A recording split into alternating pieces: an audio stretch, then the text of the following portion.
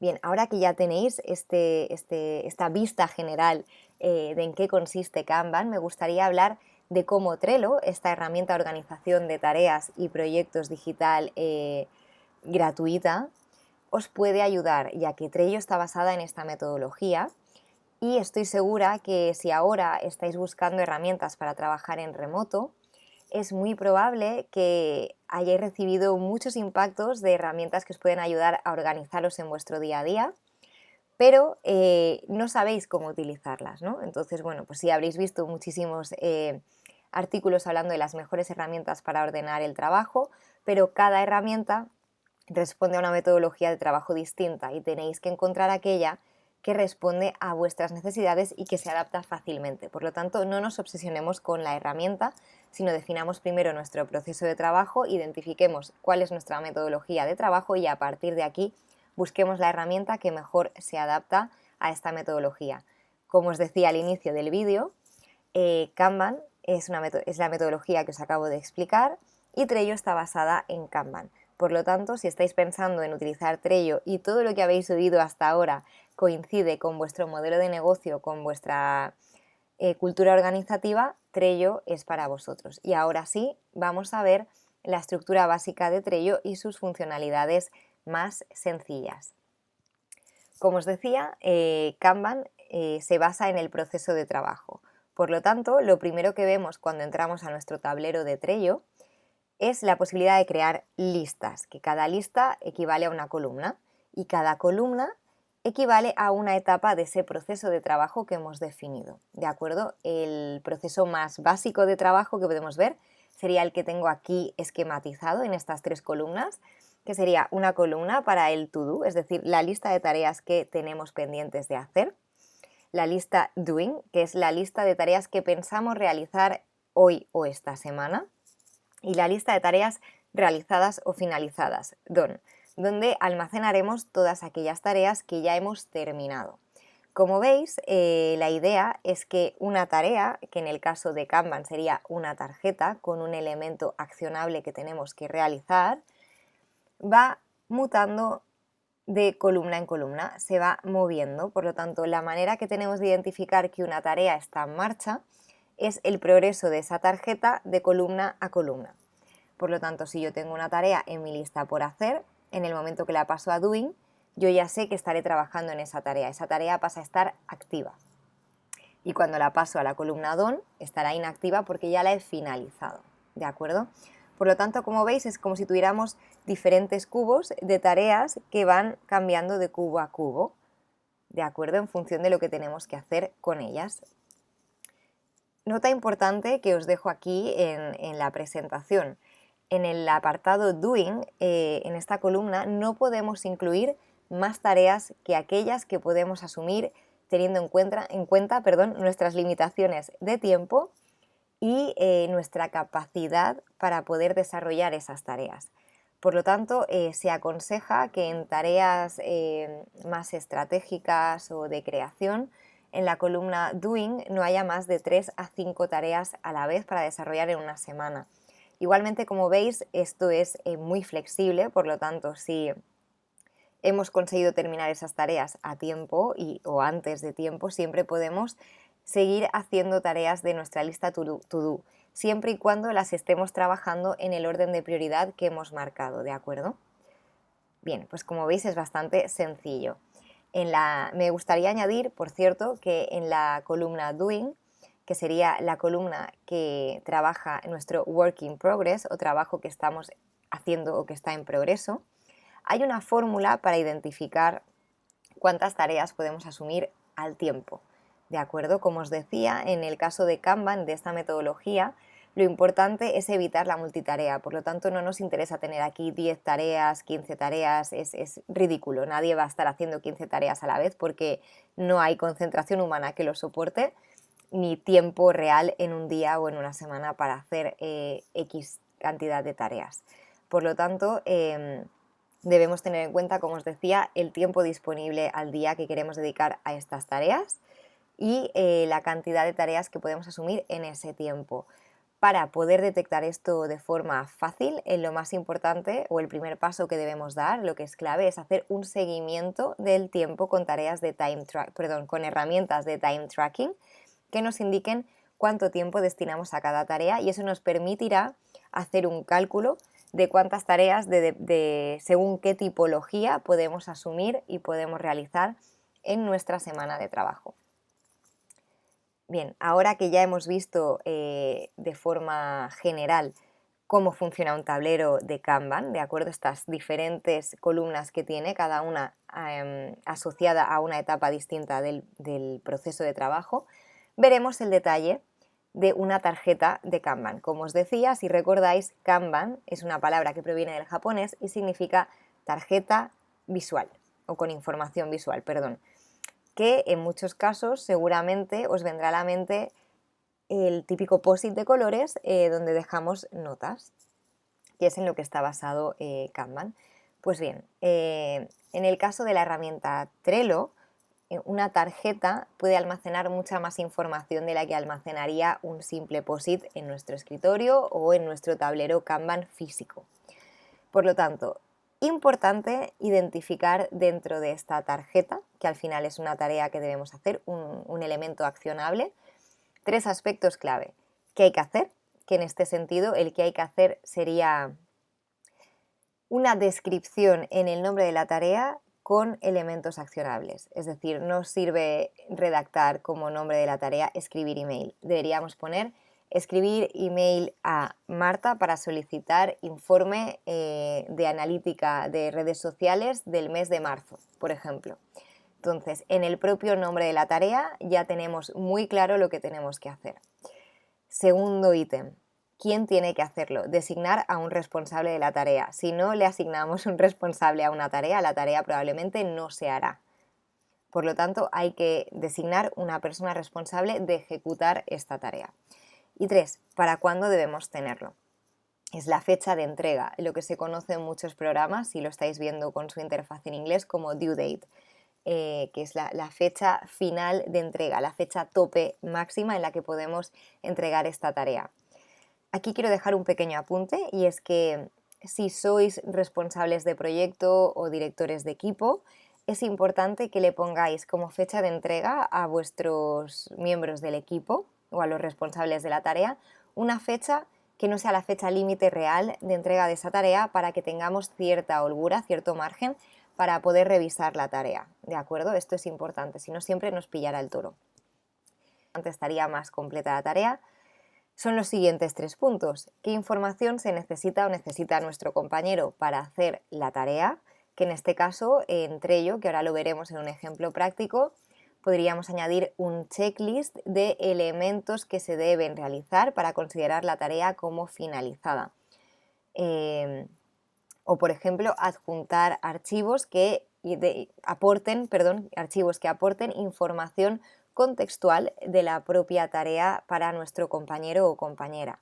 Por ejemplo, información del proyecto para que tengan una visión general, cualquier dato o referencia que nos hayan aportado que pueda ayudar a nuestros compañeros a realizar la tarea. ¿Quién tiene que supervisar la tarea? Esto es interesante. Normalmente, si nosotros, que somos los creadores de la tarjeta y del tablero, somos los responsables del equipo, seguramente seamos los supervisores de la tarea. Por lo tanto, deberíamos ser capaces de seguir el progreso de esa tarea. Estaríamos asignados a esta tarjeta sin tener que ejecutar la tarea, solo como voyeurs, por así decirlo, ¿vale? Como personas que están pendientes de la evolución del trabajo para detectar si hay bloqueos o cuellos de botella y ofrecer nuestra ayuda para que nuestros compañeros puedan seguir adelante con el trabajo. Y finalmente, ¿bajo qué parámetros damos la tarea por finalizada? Como estábamos diciendo, esta checklist de información adicional puede ayudar para marcar la serie de parámetros y elementos que deben estar terminados para dar por finalizada la tarea, pero también podría ser que hasta que el supervisor de la tarea no la revisa y la da por terminada, no se termina. Esto en ocasiones no estará identificado dentro de la propia tarjeta, sino dentro de nuestro protocolo de actuación para identificar cómo vamos a dar estas tareas por terminadas. Bien, ¡cuánta información! Vale, ahora vamos a ver un ejemplo práctico dentro de Trello, de acuerdo, con un tablero muy básico para que os hagáis una idea de cómo trasladar vuestro proceso de trabajo a Trello y cómo trabajar la información de las tareas. Bien, voy a cambiar de pantalla y nos vemos en Trello. Pues ya estamos aquí en este tablero básico y sencillo de Trello que he titulado To Do semanal o lista de tareas semanales. Como veis, tenemos aquí las columnas de este proceso de trabajo, que es la base de Kanban, que dentro del programa las llaman lista. En este ejemplo yo he añadido 4 columnas, por hacer, en proceso, en revisión y hecho. ¿De acuerdo? En revisión, como os decía, nos sirve pues para que nuestro responsable de equipo o de proyecto pueda revisar las tareas y las dé por buenas antes de entregarlas finalmente a cliente. Como veis, en la lista por hacer, pues tendríamos aquí las diferentes tareas pendientes por hacer con su fecha de entrega correspondiente. En la lista en proceso o doing, como os enseñaba, serían aquellas tareas en las que estamos trabajando en este momento. En revisión ahora mismo no hay ninguna, pero de manera natural la tarea que está en proceso pasaría a en revisión una vez la persona responsable de ejecutar o realizar esa tarea la haya terminado, y en la columna hecho estaría la tarea una vez se haya supervisado, se haya dado por finalizada, se movería a hecho. Bien, como veis es muy sencillo la forma de utilizar Kanban entre ello, y el proceso puede ser tan elaborado como nuestro proceso de trabajo sea, ¿de acuerdo? Aquí no hay ninguna limitación para la estructura de las columnas de Kanban. Ahora sí, si queréis, vamos a ver todo esto que os explicaba del detalle de la tarjeta para que os familiaricéis un poco con la interfaz de Trello. Vamos a abrir esta tarjeta, que como veis está bastante completa. Por lo tanto, veréis que en la tarjeta tenemos el titular de la tarjeta, que sería equivalente al nombre de la tarea, como os decía, que tenga un nombre descriptivo. Aquí veríamos los miembros que están asociados a esta tarjeta. Yo os recomiendo desde mi experiencia que asociéis solo al miembro responsable de realizar una tarea en un momento concreto. Etiquetas. Las etiquetas son una funcionalidad un pelín más avanzada. Voy a hacer una explicación muy breve porque al final las etiquetas nos dan mucha plasticidad y flexibilidad dentro de Kanban. A mí me gusta utilizarlas para identificar el tipo de tarea que estoy haciendo. Es decir, en el caso de creación de contenidos, me gusta identificar qué tipo de contenido es. Si esto perteneciera a otro proyecto que está en otro tablero, me gustaría ser capaz de identificar el proyecto al que hace referencia, o incluso podríamos utilizarlo para identificar también el tipo de prioridad, si es alta, media o baja. Aquí hay miles de posibilidades y esto depende de vuestro proceso de trabajo. Eso sí, no abusemos de las etiquetas deben ser una pista visual para rápidamente identificar a qué corresponde esa tarea si una misma persona trabaja en diferentes proyectos a la vez. En vencimiento tendríamos la fecha de vencimiento, ¿de acuerdo? Si hacemos clic en esta flecha nos aparece un calendario donde podemos cambiar la fecha de entrega y la hora de entrega. Algo muy interesante que tiene Trello es la creación de un recordatorio basado en la fecha de entrega. A mí me gusta ponerlo siempre 2 días antes, ya que para nuestros compañeros de trabajo les ayuda a prever la carga de trabajo para el día siguiente en la oficina. Y creo que es muy fácil priorizar las tareas si cada 2 días o 2 días antes de entregarlas tienes consciencia de qué debes entregar, y esto hace, como decía antes, que no nos pille el toro y que el flujo de trabajo sea continuo e inalterable, ¿no? De alguna manera, que siempre haya continuidad y que no paremos, que, como decía, es una de las finalidades de Kanban. De ahí que nuestra columna de Doing no tenga más de un límite de tareas, porque son las tareas que podemos ir haciendo poco a poco a lo largo de un día o de una semana, en el proceso o en el plazo de tiempo que nosotros estimemos. ¿Qué más tenemos? Tenemos la descripción. Aquí podemos detallar mucho más la tarea en sí misma, especificar cualquier elemento necesario o requisito necesario para la tarea, añadir enlaces de referencia o compartir archivos que sirvan para contextualizar, como decía.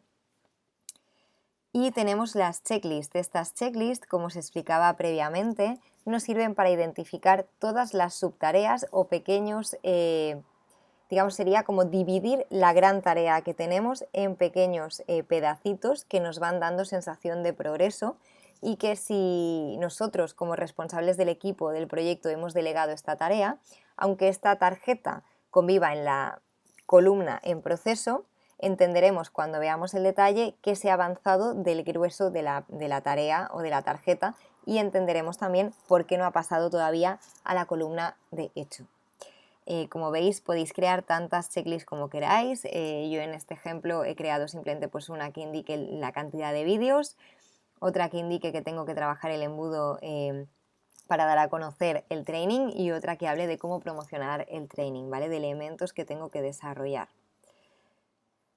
De acuerdo, tenemos la posibilidad de adjuntar archivos, como os decía, desde nuestro ordenador o desde cualquier cloud que tengamos con archivos de creación y, perdón, y de edición de documentos y carpetas colaborativos como Google Drive, Dropbox, Box o OneDrive, ¿de acuerdo? También podemos adjuntar tarjetas de Trello, y esta posibilidad nos daría la opción, como os decía antes, de contextualizar dentro de un proyecto. Como os indicaba, en ocasiones nosotros como responsables de equipo o de proyecto deberemos revisar el trabajo. Por lo tanto, como debemos tener un ojo en todo para tener esta visión más general de que se está haciendo todo el trabajo, es importante que nos marquemos como seguidores de las tareas que creamos para poder hacer el seguimiento, revisar la carga de trabajo de nuestros compañeros y poder presionar si vemos que no se está entregando a tiempo o que va muy justa la entrega. Es más, seguir nos ayudará, como indica aquí en la nota, a recibir notificaciones de si se producen cambios en la tarjeta, ¿de acuerdo? De tal manera que evitamos interacciones innecesarias con nuestros miembros del equipo, y una interacción innecesaria es igual a evitar una interrupción en su flujo de trabajo, ¿vale? Que al final esto es lo que nos va a permitir ser más eficaces y más eficientes. De ahí lo que os decía al inicio del vídeo de que Kanban funciona muy bien en equipos o empresas que trabajan por proyecto o por objetivo, ya que si tú eres eficiente en tu proceso de trabajo, eres capaz de sacar más trabajo en menos tiempo. Por lo tanto, no importa la cultura de la presencialidad de estar 8 horas sentado en una silla, sino importa lo que entregas al final de la semana, al final del día. Y si tú eres capaz de sacarte esto de encima en 4 o 5 horas al día, tu jornada laboral ha terminado y tú estás ayudando a la empresa a conseguir sus objetivos. Por lo tanto, Kanban en este sentido me parece una metodología fascinante, y que creo que ayuda mucho a que el equipo busque maneras de ser más eficiente y a que haya colaboración, porque al final el objetivo repercute de forma colaborativa o grupal en todo el equipo, y al mismo tiempo de forma individual, porque nos dota como miembros del equipo de más flexibilidad horaria y de una mayor conciliación si es que estamos trabajando en remoto. Bien, veréis que aquí hay un par de acciones adicionales que ahora mismo no voy a nombrar porque estamos haciendo una introducción muy básica de Trello y no quiero que os pete la cabeza con demasiada información, ¿de acuerdo? Sin embargo, lo veremos en otros vídeos que haré a lo largo del training. Bueno, pues como veis, esto es la arquitectura más básica de un tablero Kanban y de una tarjeta Kanban. En el siguiente vídeo lo que vamos a ver es cómo organizar Trello para la gestión de equipos, y más adelante veremos alguna funcionalidad adicional de Trello.